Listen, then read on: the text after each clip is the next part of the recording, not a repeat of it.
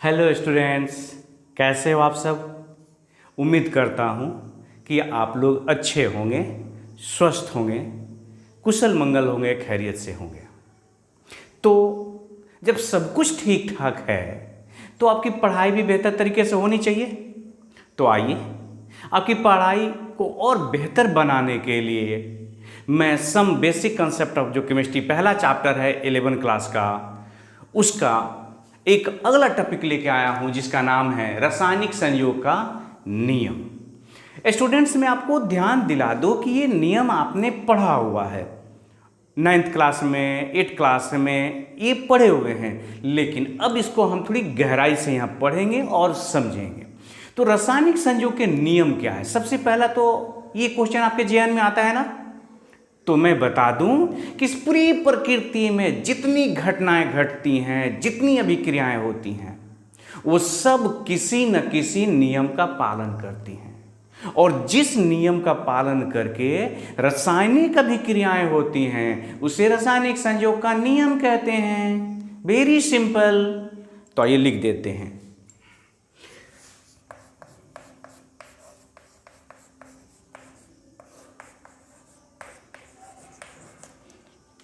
जिस नियमों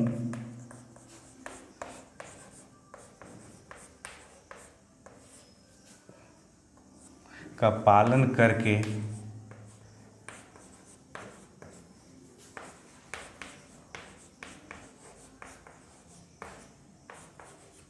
रासायनिक अभिक्रियाएं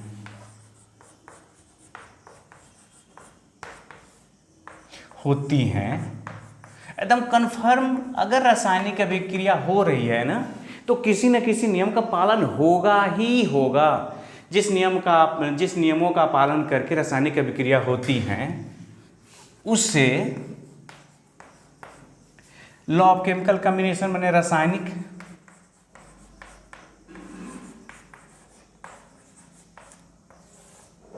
संयोग का नियम कहते हैं।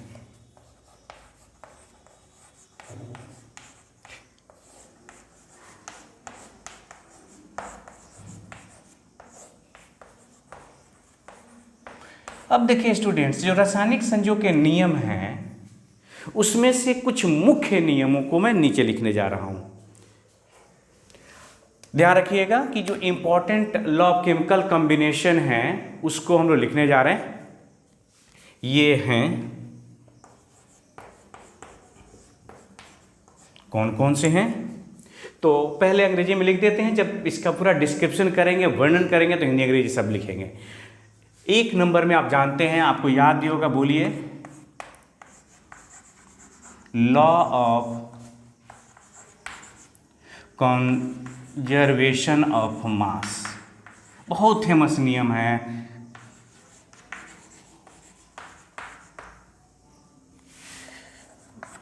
दूसरा है लॉ ऑफ कांस्टेंट प्रोपोर्शन या डेफिनिट प्रोपोर्शन। कांस्टेंट कंपोजिशन या प्रोपोर्शन शब्द का रहता है लॉ ऑफ कांस्टेंट प्रोपोर्शन।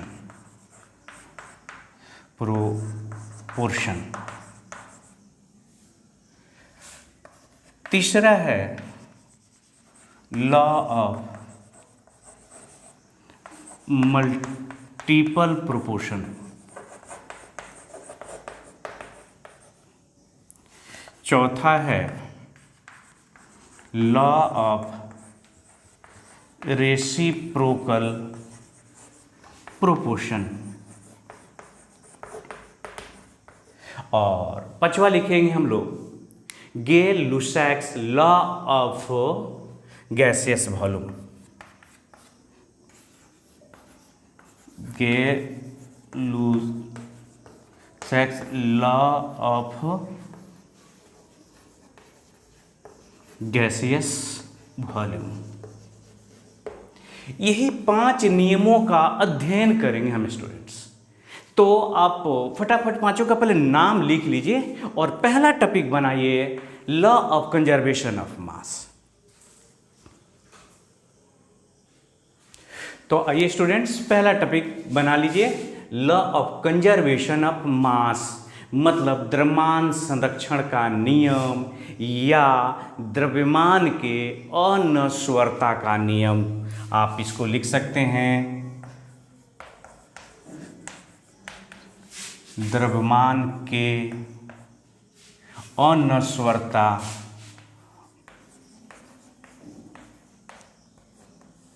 का नियम। जनरली लिखा रहता है द्रव्यमान संरक्षण का नियम।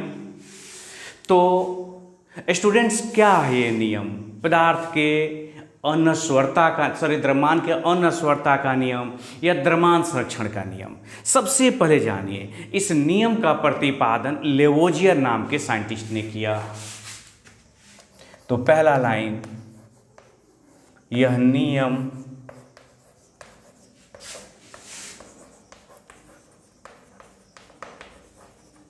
द्वारा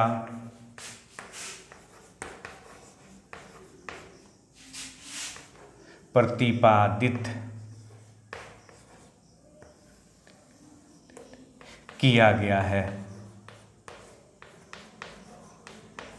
लेकिन स्टूडेंट्स, मैं आपको एक बात बताना चाहूंगा, वास्तव में ये जो नियम है ना, ये लेवोजियर ने नहीं प्रतिपादित किया।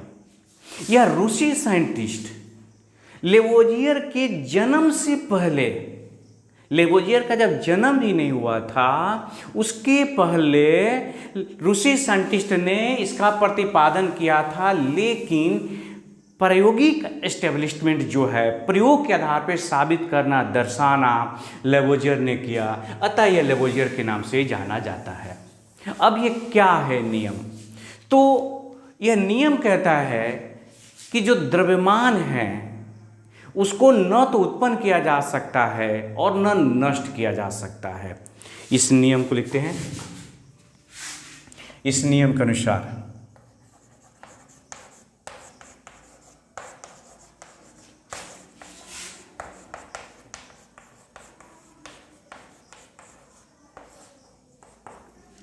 आप लिखेंगे कि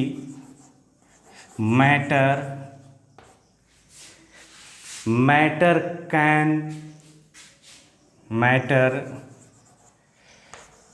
can be neither created nor destroyed। मतलब द्रव्यमान न तो उत्पन्न किया जा सकता है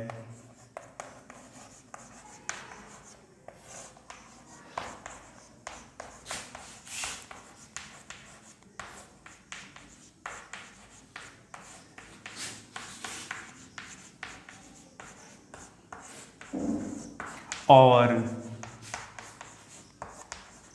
न ही नष्ट किया जा सकता है।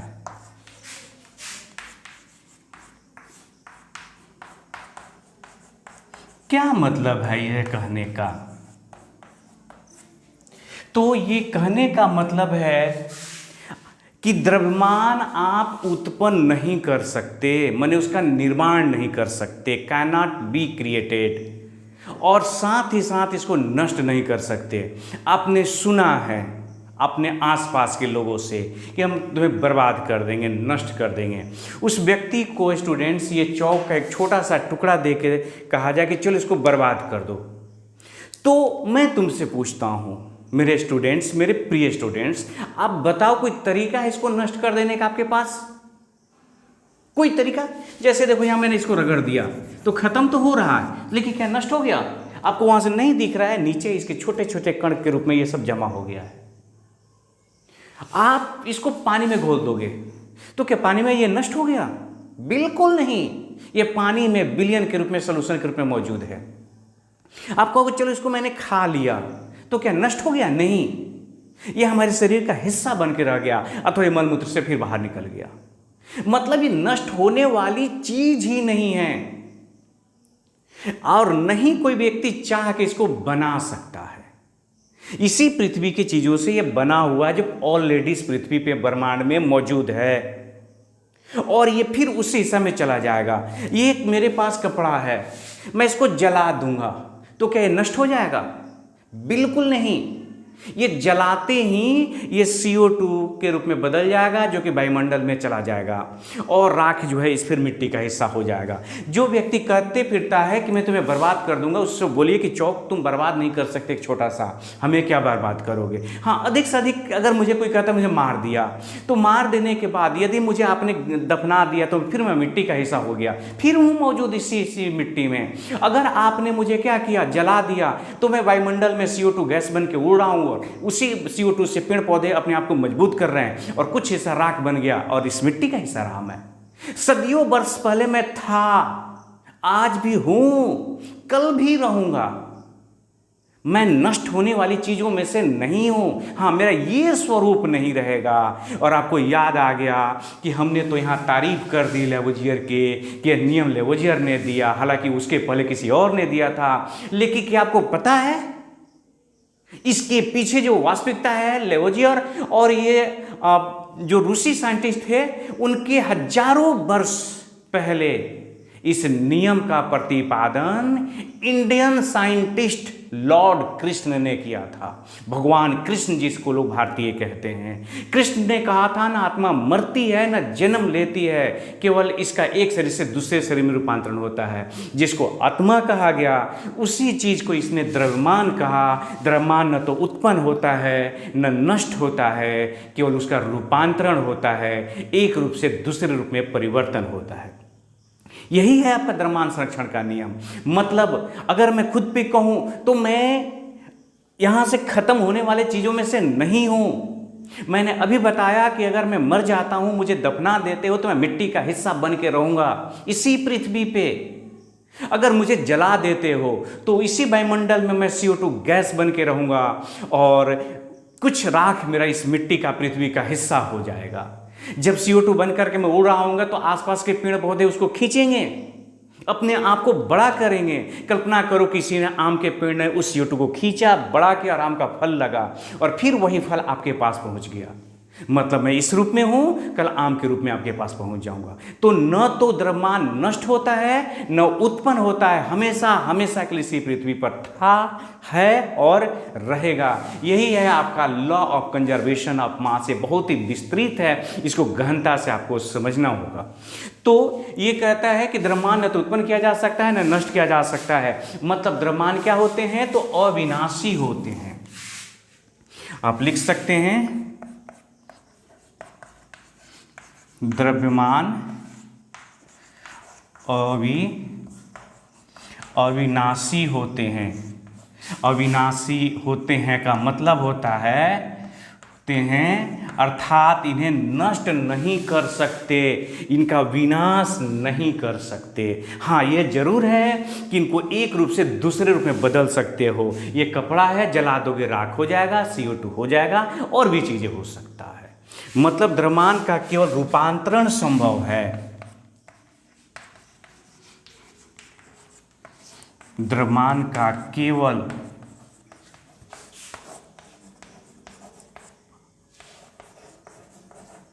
रूपांतरण संभव है।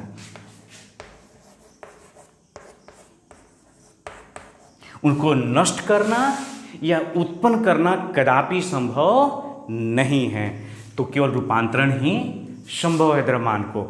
अब देखिए, ये नियम है, इसको एस्टेब्लिश किया लेवोजियर ने प्रयोग के आधार पर।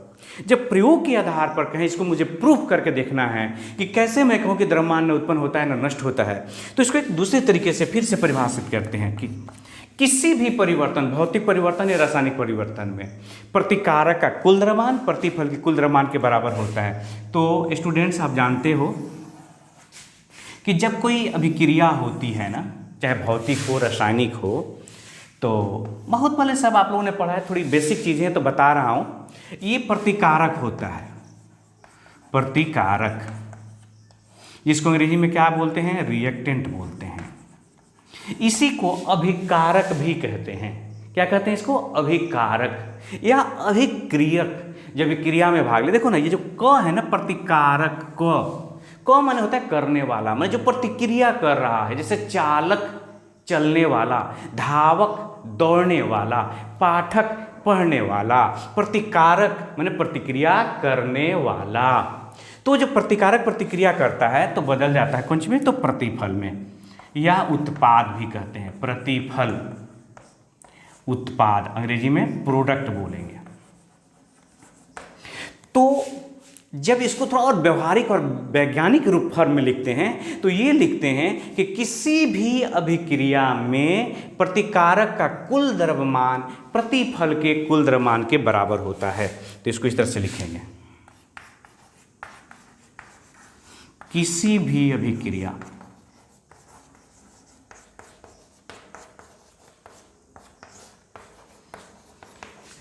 प्रतिकारक का कुल द्रव्यमान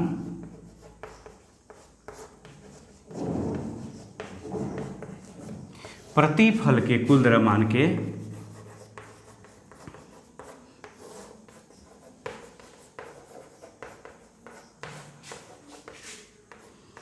कुल द्रव्यमान के बराबर होता है।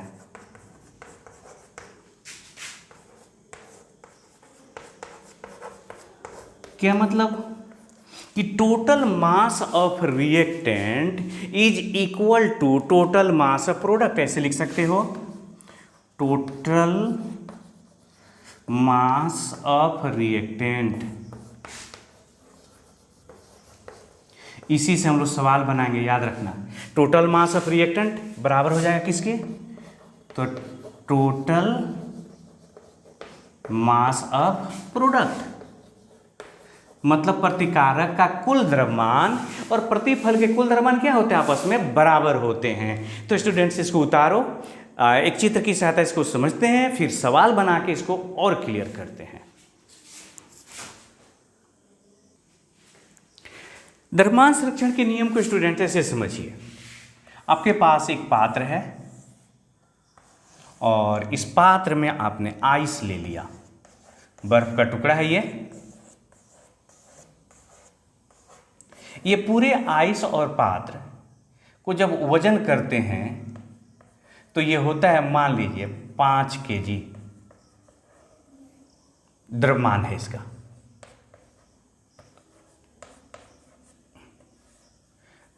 आइस और पात्र ये दोनों मिला के कितने हो गए, तो द्रव्यमान हो गया इसका 5 kg। ठीक है, अब क्या करते हैं स्टूडेंट्स, इसको हमने अब गर्म करना शुरू किया। जब इसको हमने गर्म करना शुरू किया तो हमने देखा कि ये धीरे धीरे अब द्रव हो गया।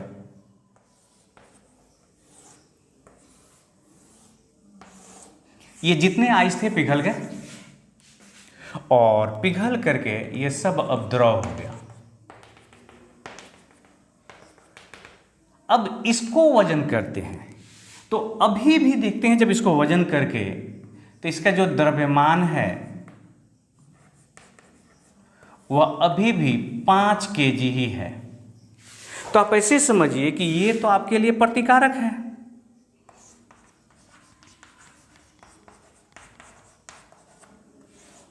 और ये क्या है, प्रतिफल है।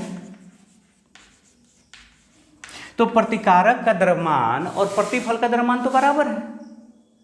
इसका मतलब ये हुआ कि प्रतिकारक का कुल द्रव्यमान और प्रतिफल के कुल द्रव्यमान क्या होते हैं, बराबर होते हैं। स्टूडेंट सवाल से क्लियर करेंगे, सवाल बनाएंगे, कैसे न्यूमेरिकल सवाल आता है मैं आपको समझा रहा हूं। लेकिन उसके पहले आपको मैं बता दूं कि द्रव्यमान संरक्षण का नियम हमेशा किसी भी रासायनिक अभिक्रिया की अगर बात कर दें तो उस पर सही नहीं, मतलब किसी भी अभिक्रिया पे कह दें कि सही होता है क्या, तो गलत हो जाएगा। आप यहाँ जरा समझिए, अभिक्रियाएं कितने तरह की हो सकती हैं। तो अभिक्रिया के बारे में बात करें, अगर रिएक्शंस, तो आपने कहा कि एक भौतिक अभिक्रिया,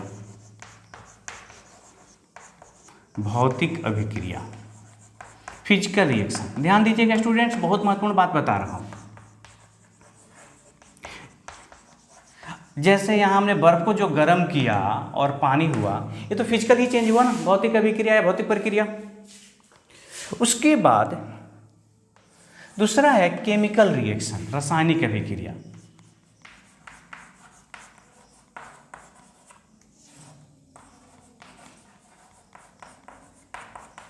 केमिकल रिएक्शन,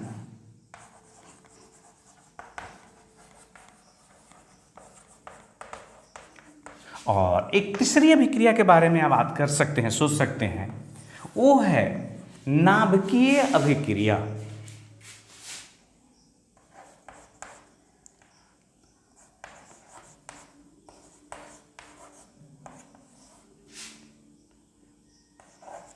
नाभिकीय अभिक्रिया, न्यूक्लियर रिएक्शन।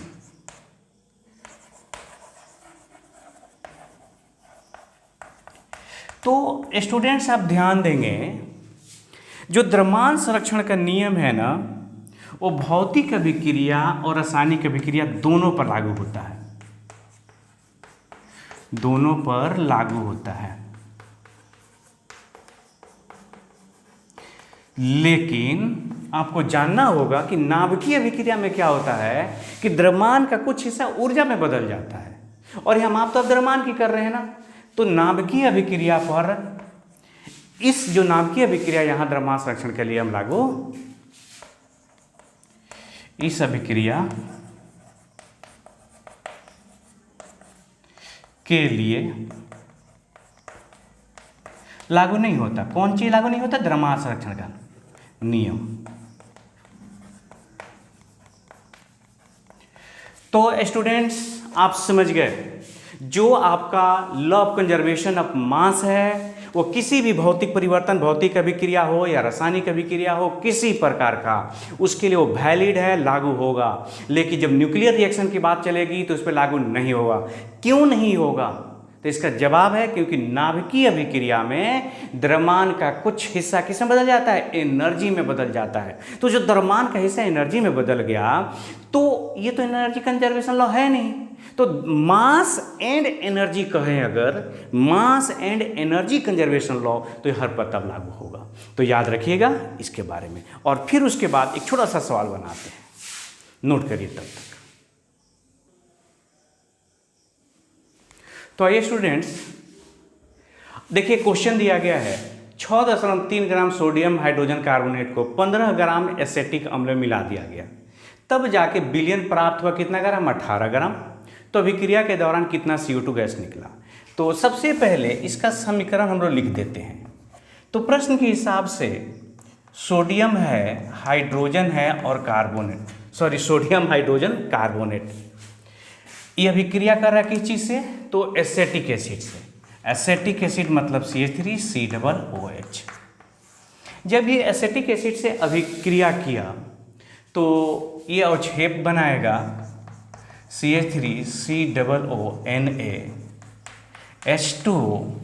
और साथ में निकलता है CO2 गैस। तो according to your question students, ये दिया गया है कितना? 6.3 ग्राम। एसेटिक एसिड कितना है? 15 ग्राम।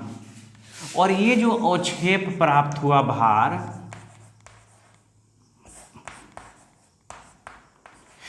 प्रश्न में दिया गया कितना ग्राम है? ये हो गया कितना ग्राम? 18 ग्राम।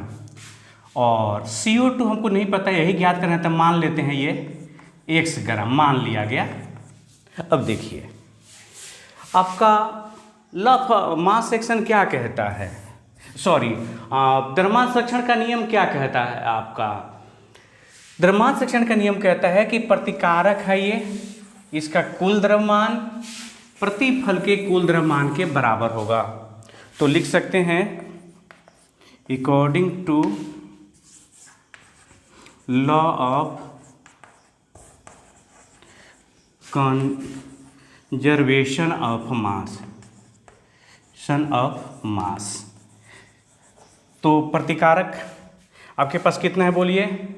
प्रतिकारक है 6.3 gram plus 15 gram equal to अवक्षेप है 18 ग्राम, और हमें X का मान पता लगाना कितना है?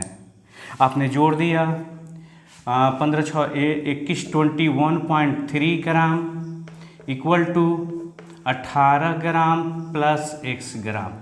देयरफॉर x इक्वल टू कितना हो गया 21.3 gram minus 18 gram equal to 3.3 gram. और हमें यही तो निकालना था ना स्टूडेंट्स, इसलिए CO2 का द्रव्यमान कितना हो गया x ग्राम, सॉरी x का मान आ गया हमको 3.3 ग्राम। आंसर हो गया, यही आपको निकालना था। उम्मीद करता हूँ स्टूडेंट समझ में आया होगा। इसी तरह के बहुत ही इजी क्वेश्चन आपसे पूछे जाएंगे द्रव्यमान संरक्षण के नियम पे। बाकी जो नियम है उसकी चर्चा अगले वीडियो में करेंगे। तब तक अपना ख्याल रखिए। जय हिंद, जय भारत।